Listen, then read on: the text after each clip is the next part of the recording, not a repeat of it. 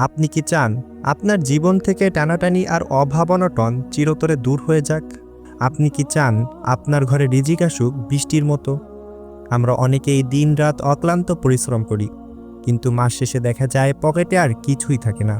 আপনি কি জানেন পবিত্র কোরআনে বর্ণিত আল্লাহ তাআলার এমন একটি গুণবাচক নাম আছে যা প্রতিদিন সকালে মাত্র 11 বার ভক্তি করে পাঠ করলে আপনার বন্ধ থাকা রিজিকের দরজা খুলে যেতে পারে? আর কখন, কিভাবে এবং ঠিক কোন নিয়মে এই নামটি পড়তে হবে তা আপনারা এই ভিডিওটি একদম শেষ পর্যন্ত দেখলেই বুঝতে পারবেন। ভিডিওটি একটুও টানবেন না, কারণ এই আমলটির সাথে এমন একটি অত্যন্ত জরুরি সুন্নাহ বা গোপন ট্রিক্স জড়িয়ে আছে যা না জানলে আপনার আমল কিন্তু মোটেও কাজে আসবে না।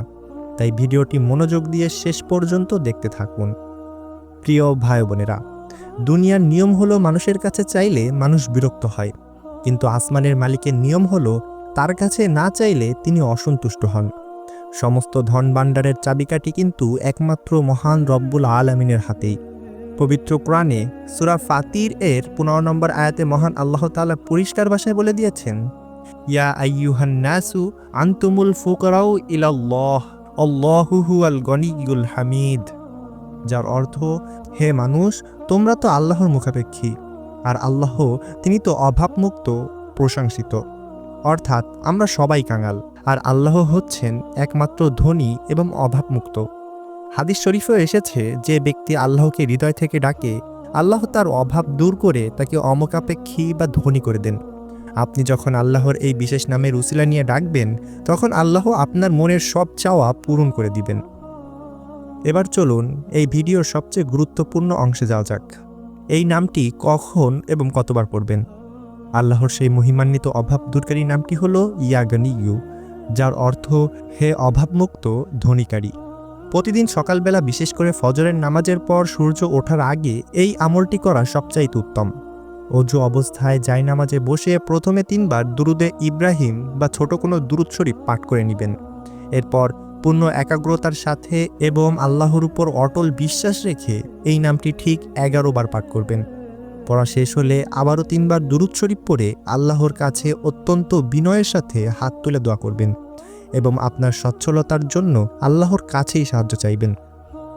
তো বন্ধুরা, ভিডিওর শুরুতে আমি আপনাদের বলেছিলাম একটি বিশেষ শর্ত বা গোপন ট্রিক্সের কথা।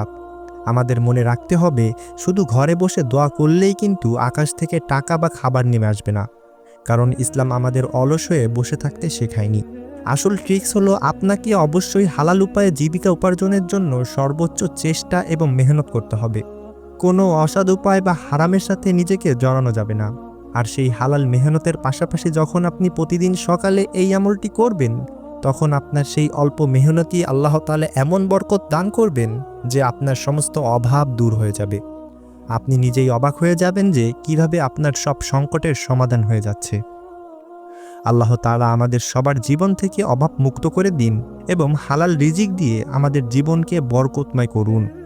আমিন। প্রিয় ভাই বোনেরা, ভিডিওটি যদি আপনার ভালো লেগে থাকে এবং আপনি মনে করেন এর মাধ্যমে কেউ উপকৃত হতে পারে, তবে একটি লাইক দিন এবং ভিডিওটি দ্রুত শেয়ার করে দিন। আপনার একটি শেয়ারে হয়তো কোনো অভাবগ্রস্ত মানুষ সচ্ছলতার পথ খুঁজে পাবে। আর এমনই শক্তিশালী ও জীবন ঘনিষ্ঠ ইসলামিক আমল নিয়মিত পেতে আমাদের চ্যানেলটি ফলো অথবা সাবস্ক্রাইব করে আমাদের পাশে থাকবেন। দেখা হবে পরবর্তী ভিডিওতে। আসসালামু আলাইকুম ওয়া রাহমাতুল্লাহ।